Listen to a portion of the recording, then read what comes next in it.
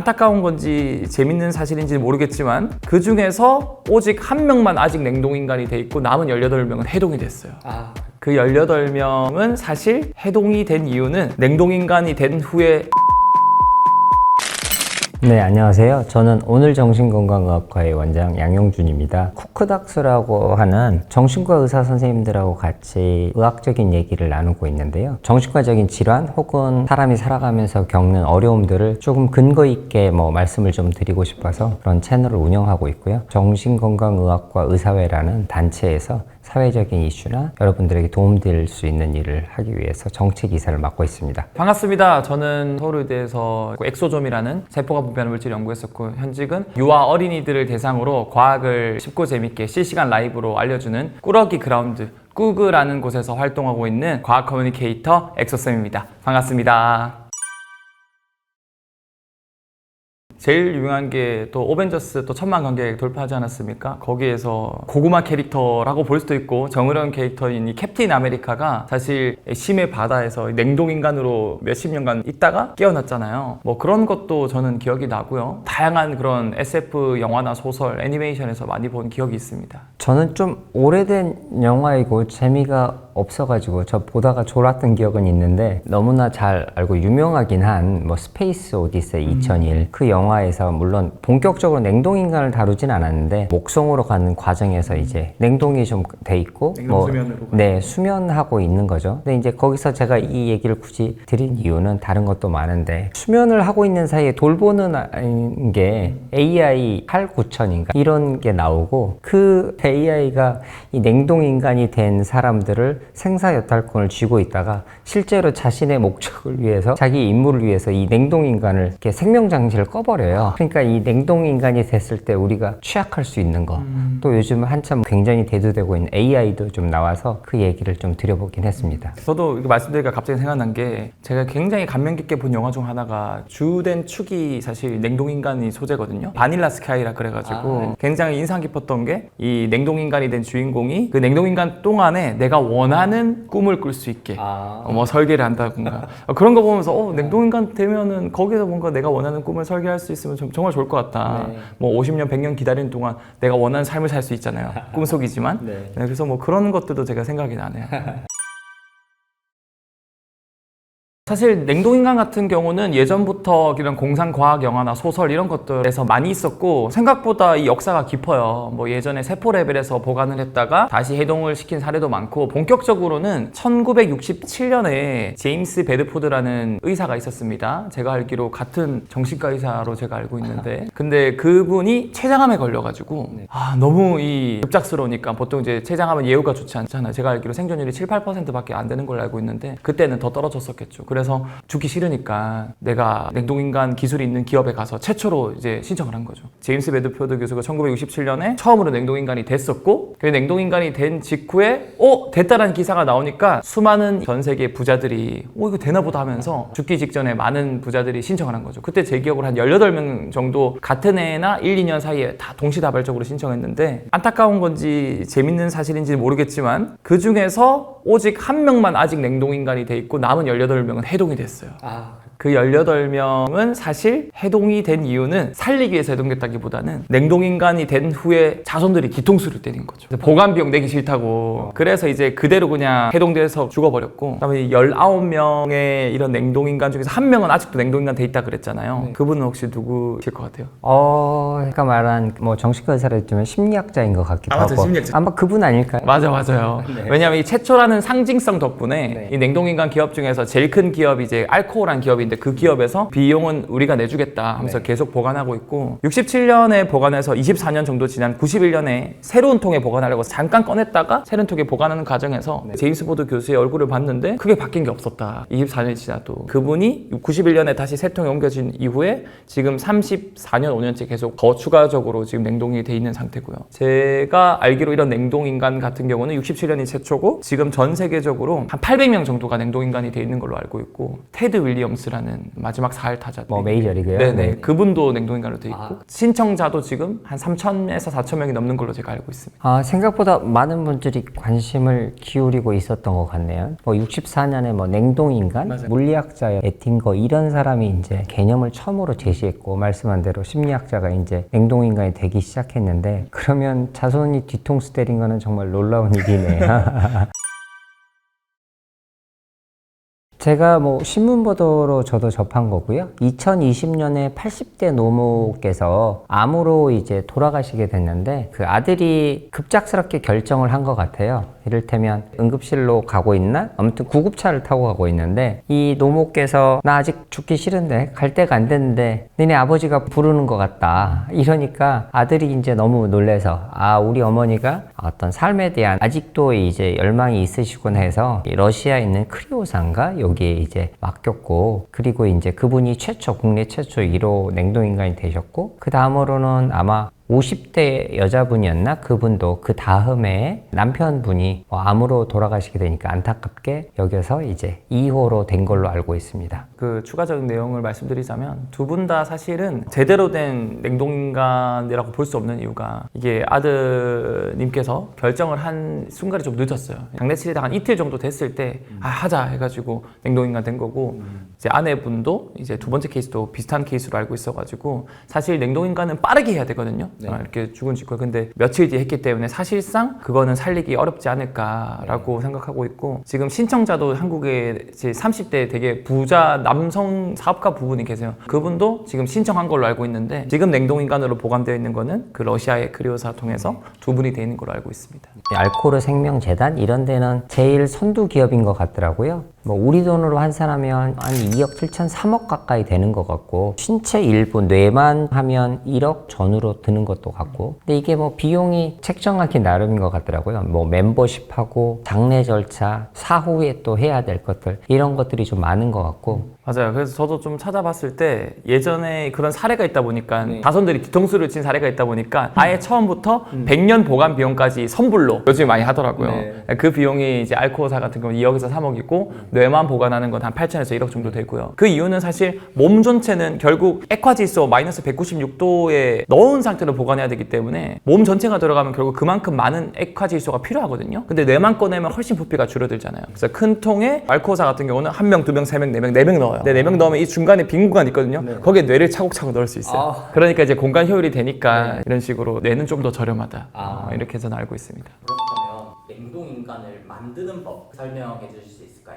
냉동인간 만드는 법은 우리가 어디서 착안을 했냐면 실제로 냉동되었다가 깨어나는 생물들이 생각보다 많아요. 개구리 같은 경우도 겨울잠 자거든요. 개구리는 그러면 그렇게 추운 영하의 날씨 어떻게 몇 달을 버틸까? 개구리는 겨울이 왔을 때 내 몸에 있는 글리코겐이라는 이거를 포도당으로 쪼개가지고 혈당을 높입니다. 그러니까 피를 끈적하게 만들죠. 포도당이 막 혈관에 많아지니까 걸쭉해지면 영하의 온도가 돼도 이 혈액이 잘 안 얼어요. 그래서 결국 우리 몸이 얼어도 이게 결정이 안 된다는 거죠. 이런 걸 이제 유리화라고 하는데 그런 개구리가 이런 전략을 쓰니까 이거 되게 신기하다. 또 뿐만 아니라 남극 같은 근처의 바다는 영하의 날씨인데도 거기에 사는 물고기들이 안 얼고 잘 살거든요. 이제 광어 같은 애들 그런 애들도 보면은 안티프리징 프로테인이라 그래가지고 얼음이 얼어도 이게 뾰족한 얼음이 안 얼게 부동 단백질 안티프리징 프로테인이 붙어가지고 이게 우리 몸의 세포나 조직을 손상 안 되게끔 도와주는 그런 단백질이 나오는 거예요. 그래서 이거다 해가지고 우리 사람도 그러면은 냉동인간을 만들 때 그냥 얼리면 우리 몸의 70%가 물이니까 그대로 그냥 얼음 결정 생기듯이 뾰족뾰족 결정이 생기거든요. 그러면 결국 세포 조직이 손상돼서 겉모습은 사람 같지만 녹여보면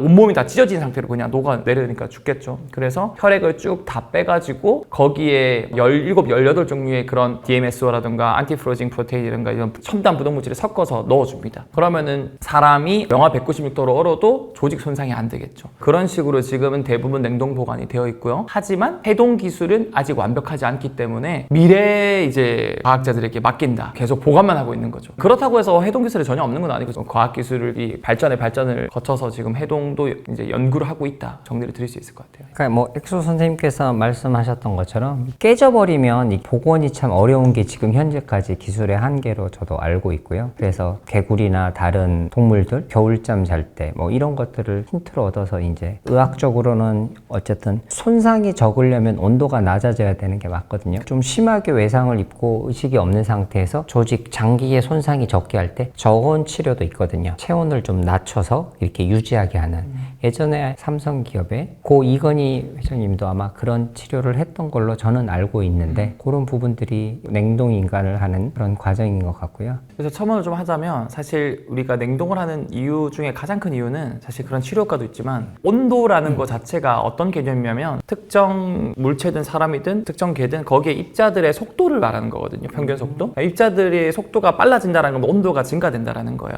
그러면 우리가 노화가 되는 이유도 우리 몸에 있는 체온의 36.5도면 그 36.5도에 맞는 입자들이 계속 떨리고 있으면서 점차 조금씩 퇴화되면서 이제 주름이 생기고 노화되는 거거든요. 온도를 떨어뜨린다는 건 결국 바꿔 말하면 입자들 속도를 떨어뜨린다는 거고 영하 196도 정도 되면 거의 그대로 멈춰라 이렇게 되는 거죠. 그러니까 이 상태로 딱 멈춰버리니까 우리 몸이 노화가 될 방법이 없는 거죠. 모든 몸의 입자들이 멈춰버리니까. 그러면 사실상 암에 걸린 사람도 암이 진행이 안 되는 거죠. 모든 입자가 멈춰버리니까. 냉동인간 사람 입장에서는 100년이 걸린지라도 사실 우리가 봤을 때 100년이 기다려도 그 사람 입장에서는 사실상 1분도 노화가 안 되는 거라고 볼 수 있겠죠. 입자 관점에서는. 그래서 온도를 낮추는 게 가장 큰 이유라고 볼 수 있고요. 두 번째로 아까 제가 말씀드렸던 남극에 사는 광어들은 부동 단백질을 만들 수 있거든요. 그런 것들이 결정을 못 만드는데 그거 이거다 싶어가지고 그 유전자를 꺼내가지고 토마토에 넣어봅니다. 그러면 그 토마토는 무르지 않는 토마토가 돼요. 그게 바로 최초의 GMO (Genetically Modified Organism) 해가지고 시장에 나왔는데 그 맛이 별로 없어가지고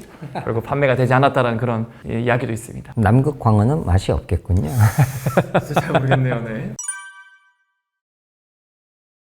깨우는 게 사실은 현재까지 기술로는 안 되는 걸로 알고 있습니다. 왜냐하면 아무리 이제 천천히 얼려서 조직의 손상을 막는다고 해도 세포 단위나 이런 부분들은 보존할 수 있지만 세포들 연계 또 조직들 전체적인 거 그런 부분에서 이거를 다시 네트워크를 활성화시킬 수 있을까? 이게 관건인 거죠. 특히 뇌의 경우는 수십 조의 시냅스 연결, 세포 간의 연결들이 이어져 있는데 그런 것들을 어떻게 그대로 복원을 시킬 수 있겠는가? 이게 관건인 거죠. 그래서 이제 앞으로는 어떻게 될 건가? 회사에서 제시하는 거는 마치 사진을 찍어두듯이 그 네트워크 지도를 만들어서 그대로 뇌를 복원하겠다. 그래서 거기에 붙여서 이제 사람의 신체는 조금 부족한 부분이 있다면 인공이나 바이오, 메디컬 이런 기술을 통해서 말하자면 사이보그처럼 이렇게 하기도 하고 오히려 또 개념을 넘어서서 뇌에 있는 정보들을 그대로 디지털 가져와서 사람의 어떤 기억을 유지시키는 이런 방법을 택하기도 한다고 합니다. 저 찾아보니까 사실은 결국 모든 생명체는 기본 명제가 있어요. 세포로 이루어져 있다라는. 그러면은 결국 이런 세포로 이루어진 생명체는 단세포 생명체, 다세포 생명체로 나눌 수 있거든요. 그러면 다세포 생명체 하면은 이 세포가 모여서 특정 기능을 하는 조직이 되고 조직이 모여서 특정 모양과 더 복잡화된 기능을 하는 기관이 돼요. 이 기관을 우리 평소에 많이 쓰는 말로 장기라고 합니다. 그럼 이런 장기 기관이 기관계가 형성되면서 한 사람의 개체가 되거든요. 그러면 당연히 작은 것부터 시도하면 되겠죠.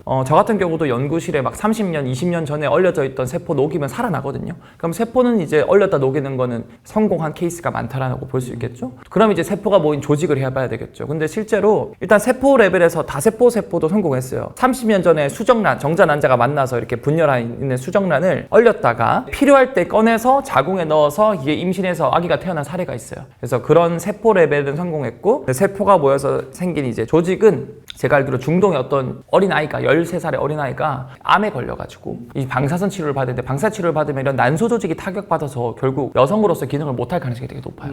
그래서 방사선 치료 받기 전에 난소 조직을 미리 떼어놨고 냉동 보관을 합니다. 그 다음에 쫙 이 백혈병 치료를 다 하고 완치가 됐어요. 그래서 그 여자아이가 이제 17년 뒤에 성인이 되고 그 얼려놨던 조직을 해동해가지고 이식받았는데 정상적으로 월경을 하고 여성으로서 기능을 하기 시작하는 거예요. 여성 호르몬이 나오고. 그래서 그 여성은 심지어 임신까지 했어요. 그러면 세포 레벨에서 조직 레벨까지 해동하는 건 성공했죠. 그럼 이제 조직 레벨이 쌓이면 제가 아까 말씀드린 것처럼 기간, 장기가 되는 거죠. 그럼 장기는 과연 성공했을까? 여기서부터가 굉장히 큰 허들인데 이제 고형 장기, 큰 장기, 사람 같은 대형 동물은 아직은 성공한 사례는 없지만 그래도 작은 동물들은 시도하고 있는데 굉장히 성공적이에요. 그래서 한 2년 전에 네이처 커뮤니케이션지에 이제 생쥐의 키드니, 신장을요 얼렸다가 녹이는데 여기서 가장 큰 관건은 물론 얼릴 때도 부동액 같은 거 혈액 쫙 빼고 결정 안 생기게 만들어준 다음에 부동 단백질 같은 거 넣어주면은 이제 장기 수정이 덜 하겠죠. 그런 다음에 녹일 때도 가장 큰 문제가 이런 고형 장기나 개체는 너무 몸이 안에 깊숙하게 있는 3차원 구조다 보니까 세포 조직은 평면이니까 금방 녹잖아요. 근데 이런 고형 장기는 잘 녹이려고 해도 동시다발적으로 같이 균일하게 녹여져야 되는데 어떤 부분은 녹여져 있고 어떤 깊숙한 부분은 안 녹여진 상태다 보니까 이게 서로 열팽창이 다르다 보니까 손상이 오는 거거든요.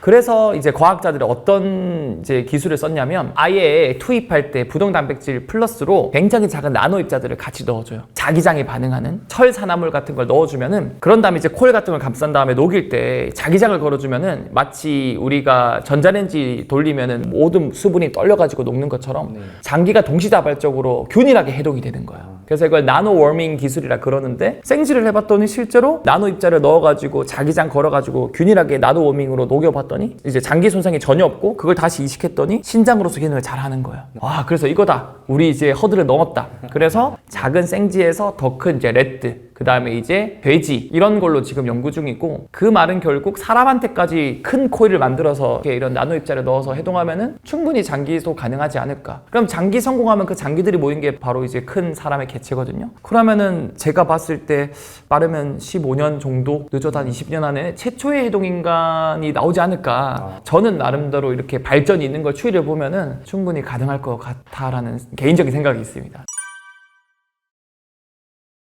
일단 제가 알고 있는 거는 요즘에 또 저성노화라는 키워드가 많지 않습니까? 저성노화를 넘어서서는 영노화까지 가능하다고 생각을 해요. 영노화는 다시 리버스 에이징, 다시 젊어지는 거죠. 근데 이게 불가능하다고 볼 수 없는 게 모든 생명체는 세포로 이루어져 있고 이런 생명체는 결국 다 세포라는 통일성이 있기 때문에 다른 생명체들 중에서 실제로 늙지 않는 생명체가 있는지 케이스를 보면은 결국 똑같은 세포고 똑같은 DNA로 이루어져 있으니까 우리가 분자 생물학적인 레벨에서 잘 파악하면은 그거를 기전을 가지고 와서 사람한테 적용하면 사람도 다시 젊어질 수 있지 않을까. 그게 결국 저는 늙었을 때 다시 젊어지고 늙었을 때 다시 젊어져서 영생이 가능하지 않을까라고 보고 있고, 근데 그런 케이스가 실제로 있어요. 자포동물이라는 동물류 중에서 자포동물 중에서 히드라라는 애가 있거든요. 근데 그 히드라는 늙으면 몸에 있는 줄기세포를 이용해서 다시 늙은 거를 떼어내고 새로운 세포들을 만들어낼 수 있어요. 그래서 그렇게 해서 히드라는 영생을 한대요. 물론 천적한테 잡혀먹히면 죽겠지만 완벽한 환경에서는 영생할 수 있고, 또 이제 같은 자포동물 중에서 해파리 중에서 작은 보탑 해파리라는 녀석이 있는데 그 녀석은 늙으면 오히려 특정 유전자 몇 개를 켜서 역분화를 해요. 그러니까 다시 젊어지는 거죠. 그래서 보통 우리가 알고 있는 해파리는 메두사형이라 해서 막 움직이는 형태인데 얘가 아기 때는 폴립형이라 그래가지고 딱 땅에 붙어 자라거든요. 근데 이제 리그레션, 노화가 와가지고 죽기 직전이 되면 얘가 죽지 않고 유전자 몇 개를 켜서 다시 폴립 형태로 아기로 돌아가는 거예요. 계속 반복을 하는 거죠. 그렇다면은 우리도 그런 유전자를 발견하거나 줄기세포를 잘 활용하면은 늙었던 사람이 다시 영노화가 되지 않을까. 근데 이게 실제로 야마나카 신야라고 해서 2000년대 중반에 노벨상을 받은 과학자가 있습니다. 그 사람이 실제로 유전자 4개를 발견해서 야마나카 벡터라 그래서 그 유전자를 4개를 활성화시키면은 늙었던 세포가 다시 젊은 세포, 줄기세포로 돌아가는 거예요. 이걸 이제 인듀스드 플로리포텐틱 스템셀이라 그래서 역분화 기술이라 그러는데 이제는 그 유전자를 단순히 세포가 아니라 늙은 쥐한테 투입해봤더니 늙은 쥐가 젊어지는 거예요. 그러면은 이거 사람한테 투입하면은 사람도 다시 젊어질 수 있지 않을까? 그래서 지금 하버드 대학교에서 데이비드 싱클레어라는 교수가 그런 연구도 하고 있고요. 그러면 냉동인간이 굳이 아니더라도 우리가 살아있는 채로, 의식을 가진 채로 이런 기술이 미래에 발달된다면 어쩌면 젊은 몸을 가지고 영생할 수 있지 않을까? 어쩌면 노화가 된 상태에서 다시 젊어질 수 있지 않을까? 그런 단초가 되는 실험들이 많이 진행되고 있다고 저는 알고 있습니다. 저 여기서 갑자기 생각난 게 조선시대 왕이 50살까지 살고 평균 백성들은 40대에 살았는데 유일하게 평균 수명이 80대인 그룹이 있었거든요. 혹시 아시나요? 제가 얼핏 듣기로는 환관. 맞아요, 환관이죠. 내시는 어릴 때 여기는 고환을 적초를 하는데 네. 제가 알기로 이 남성 호르몬 테스토스테론이 생각보다 수명을 단축시킨다라는 게 포유류들이 대부분 그렇더라고요. 그래서 포유류들을 어릴 때 고환을 적출하면 엄청 오래 살아요. 그러면은 우리 남성분들도 장수할 수 있는 방법이 하나 있다. 근데 아무도 안 할 것 같다. 뭐 살아도 사는 게 아닐 수 있잖아요. 만약에 500년 더 살게 해준다면 혹시 적출하실 생각은 있으신가요? 저는 뭐 깔끔하게 그냥 깔끔하게? 그냥, 적출? 안 하겠습니다. 저도 안 할 거예요. 저는 네, 남성성을 유지하면서. 네, 행복하게 그냥 편하게 살고 싶습니다.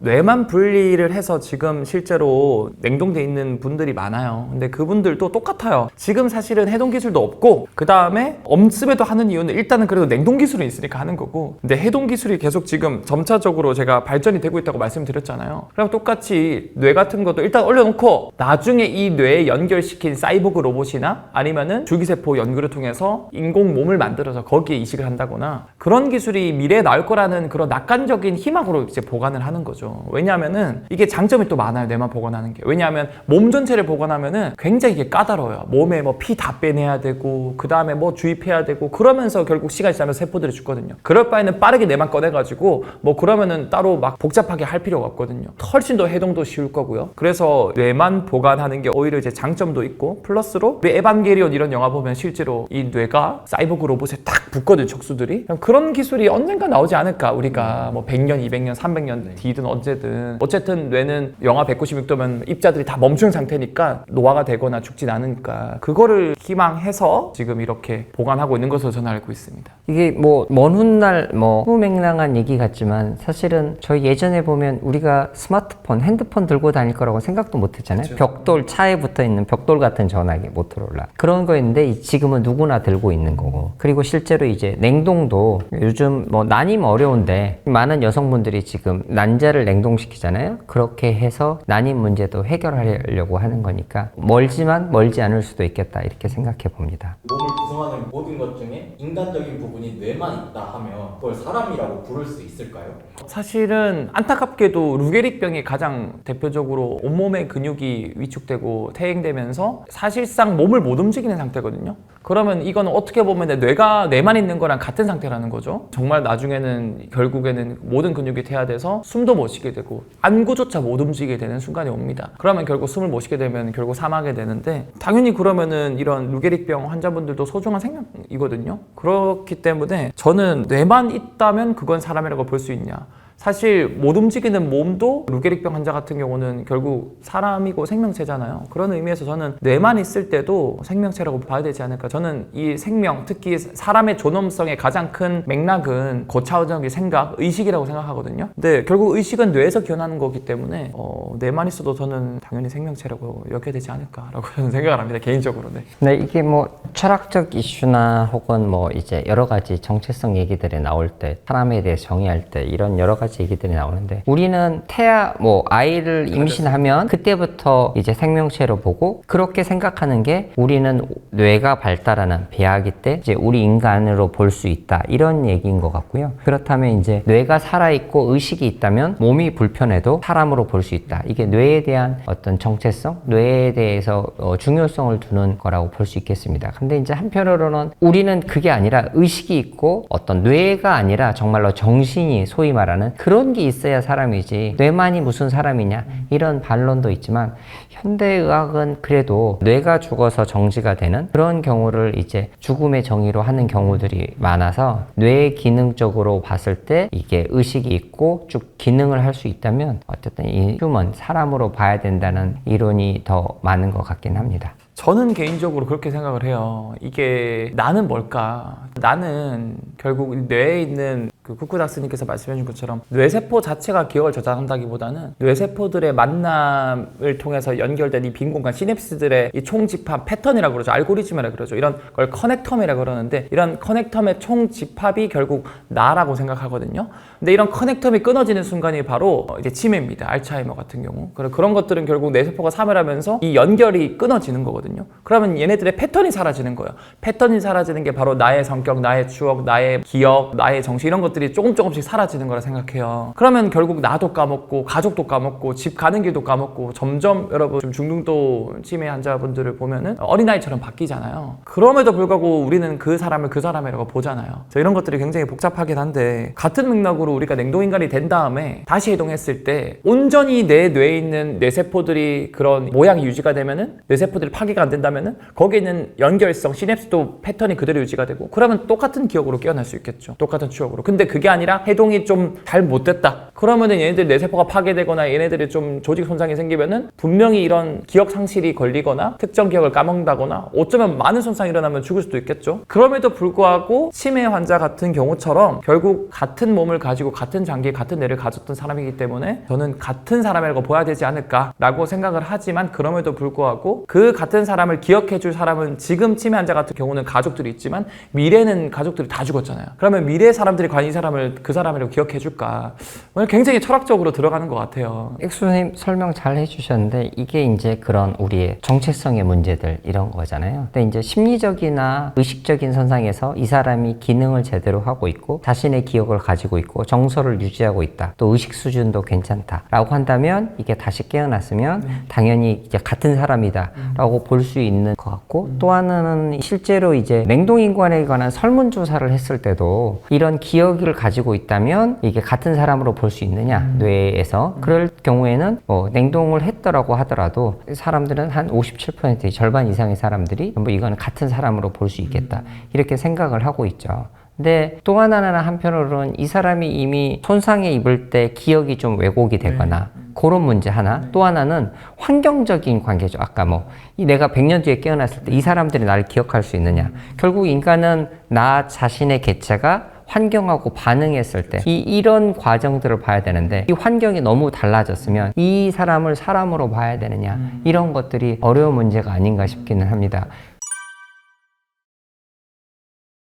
사회적 동물이다 보니까 그런 게 굉장히 사람 입장에서 큰 것 같아요. 왜냐하면은 이게 진짜 내가 스스로 나는 나라고 인지를 하고 있고 연속적인 그런 인지를 하고 있음에도 불구하고 모든 사람들이 이 사람은 다른 사람이라고 하면은 과연 나는 그럼 다른 사람이 될 것인가 이런 부분에 대해서도 많이 생각을 해봐야 될 것 같고 치매 환자 같은 경우도 완전히 내 기억을 까먹었어요. 그럼 나는 나라는 인지를 이제 완전히 잊어버리는 상황이잖아요. 그래서 제가 알기로 치매가 암네시아 나를 잃어버리다 뭐 이런 뜻으로 제가 알고 있는데 그럼에도 불구하고 다른 사람들은 뭐 할머니, 엄마, 할아버지 이렇게 그 사람을 그 사람이라고 생각하잖아요. 근데 자기 자신은 자기를 잃어버리는 거죠. 나는 나라는 걸 완전히 잃어버린 상태죠. 이 상황에서는 과연 그럼 이 사람은 진짜 그 사람일까? 같은 맥락으로 냉동인간이 해동됐을 때 과연 다른 사람들이 인지했을 때 이 사람이 이 사람이라고 하는 게 정답일지 아니면 그 사람이 조직선상이 없어서 똑같이 깨어났을 때 100년 전에 내가 드디어 깨어났구나. 나는 나야. 이게 진짜 나라고 판단을 해야 될지 굉장히 이거는 좀 경계가 없는 복잡한 문제인 것 같아요. 네. 치매 환자들도 뭐 다 잃어버리는 건 아니고 순간순간 혹은 예전 오래된 기억들은 가지고 있으니 이런 것들이 본인의 어떤 정체성을 유지하는 데 역할을 할 거고 또한 나에 대한 기억 외에도 사실 정서적인 부분들은 또 깊숙이 남아 있어서 이 분들이 여전히 내 가족의 일환일 수 있는 거겠죠. 근데 이제 말씀해 주신 대로 에반게리온도 얘기했지만 고스트 인 더 쉘 그래서 공각기동대 거기에 이런 얘기들이 굉장히 많이 나오죠. 이 사람은 자기 기억을 가지고 있는데 이 사람이 그러면 이전에 있는 사람하고 같은 사람인가? 아닌가? 혹은 기억을 갑자기 빼앗겨 버리면 이 사람은 같은 사람인가? 이런 문제들이 되지만 저는 이제 100년 후에 깨어났을 때 어떻게 됐을까? 그게 관건인데 사람은 저는 또 변해가는 존재라고 생각합니다. 그래서 환경하고 계속 내가 나였지만 또 다시 변해가는 과정에서 자아를 다시 또 형성해가는 그런 과정이 있을 거고 그 속에서 이제 나를 찾아가는 과정이 있지 않을까? 그렇게 좀 생각해 왔습니다. 난리가 나겠죠. 네, 난리가 날 것 같습니다. 이 얘기하면서 제가 생각을 해봤는데 늑대 소년 그 아이가 다시 구출돼서 이제 늑대 품에 자라다가 구출되었는데 인간의 언어도 말하지 못하고 늑대처럼 행동을 하지만 이 늑대 소년을 사람으로 봐야 되는가 이런 얘기들이 있잖아요. 마치 우리가 100년 뒤에 깨어나면 100년 뒤에 쓸 수 있는 그 기술적인 혹은 언어적인 이런 것들을 적응해가는 과정에 이제 봉착하겠죠. 그러면 지금 현재 문제는 지금 이 사람이 아팠던 상황이었으니까 아팠는데 냉동되는 과정에서도 충격 트라우마가 있을 수도 있고 깨어났을 때 이 사람이 어떻게 적응하느냐 이런 개인적인 문제가 있고 이 사람이 이제 사회에 들어갔을 때 전체적으로 이제 문제가 생기겠죠. 정치, 경제, 사회적으로는 다 문제가 생기는 게 정치적으로 이 사람을 그러면 투표권을 줄 수 있어? 이 사람은 시민권 줄 수 있어? 요거에 대한 정치적인 어떤 이 시민권 같은 이런 이슈들 또 경제적으로 봤을 때는 지금 현재 인류가 더 많이 늘어난다면 경제적인 이슈들은 어떻게 할 건가 이런 문제들이 있을 수 있겠죠. 부자인 사람들은 냉동되는데 부자가 아니면 그러면 냉동할 수 없는 상황이라면 이건 또 어떻게 이 불평등을 해결할 수 있는가 이런 여러 가지 문제들이 등장할 것 같습니다. 저도 같은 맥락인 것 같아요. 냉동인간이라는 게 나중에 깨어났을 때 사실은 50년, 100년이면 모르겠는데 그게 뭐 500년, 1000년, 만년이 됐다. 그때의 미래에서는 우리가 생각했던 그런 옳고 그름, 법, 정의 이런 것들이 무조건 다 바뀔 거거든요. 그런 상황에서 이 사람이 과연 인간으로서의 구실을 할 수 있을까? 네. 절대 못할 거라 생각하거든요. 당연히 이런 부분에 대해서 법적, 제도적 장치도 준비돼야 되고 많은 생각을 해봐야 되겠죠. 만약 내가 냉동인간 됐을 때도 미래에 깨어났을 때 내가 과연 어떻게 살아갈 것인가에 대해서. 아까 그 19분이었나? 그 중에서 그 18분이 이제 해동됐다고 네, 했잖아요. 해동됐죠. 네. 실제로 또 회사들이 우후죽순 생겨났는데 처음 생기고 난 뒤로부터 지금까지 한 40% 기업들이 다 도산돼서 100몇 명이 있는 냉동인간들이 다 싸그리 다 물거품이 돼버렸죠. 그러면 이제 아까 뭐 100년 단위로 이제 지급을 먼저 하든 이런 것들 관해서 어떤 법적 제도적인 장치가 이루어져야 사실 이 냉동인간 이런 자체도 유지될 수 있는 상황이라고 볼 수 있겠습니다. 저는 무조건 하고 싶어요. 100% 해동 기술이 보장된다는 하에 저는 미래로 꼭 가보고 싶습니다. 가서 과연 인공지능이 진짜 초월적인 존재가 됐을까? 뭐 7대 난제, 리만 가설은 과연 풀렸을까? 외계 생명체는 발견됐을까? 이런 것들이 저는 너무 궁금하기 때문에 내가 미처 누리지 못했던 과학기술이나 그런 난제들 이런 것들에 대해서 저도 미래 세대들이 풀었을지 그리고 저도 그거를 경험했을 때 제가 느끼는 감정, 전율 이런 걸 느껴보고 싶습니다. 저도 뭐 엑소건 선생님처럼 새로운 시도 좋아하고 그래서 이런 게 있다면 해볼 의향도 있고 실제로 저도 이제 치료적인 과정에서 신약들이 도입이 되면 실제로 제 환자분들에게 안전성을 확인해 본 다음에 그 신약 제제를 많이 시도를 해 보는 입장입니다. 그래야 그 전에 못했던 어려움들을 질환들에 대해서 훨씬 더 나은 상태로 나갈 수 있으니까요. 그런데 또 한편으로는 죽음을 잘 받아들이자 는 게 이제 저희한테는 이슈거든요. 정신과적인. 그래서 저는 지금 현재를 건강하게 행복하게 살려면 죽음을 잘 받아들이는 게 매우 중요해서 안 할 수도 있겠다 생각은 합니다. 근데 이제 새로운 시도니까 또 나중에 마음이 바뀔지도 모르겠죠. 이 부분은 가봐야 될 것 같긴 합니다. 약간 조건이 있을 것 같아요. 네. 우리 자식이나 손자, 손녀한테 잘해줘야 될 것 같아요. 뒤통수 칠 수도 있으니까 잘해줘야. 네, 너무 즐거웠고 이렇게 이 정신과 전문의 쿠쿠다스 선생님 옆에서 이런 좋은 공연 듣고 이렇게 서로 디스커션 할 수 있는 기회가 생겨서 너무 행복했고 다음에 기회가 된다면 더 재밌는 이야기 들려드릴 수 있게 또 놀러 오도록 하겠습니다. 저도 뭐 엑소 선생님 만나 뵈어서 너무 반가웠고요. 저도 어릴 때는 누구나 꿈꾸듯이 과학자였는데 우리 과학자 선생님을 만나서 너무 좋은 최신 지론들을 좀 들어서 재밌었고 유익했습니다. 감사합니다.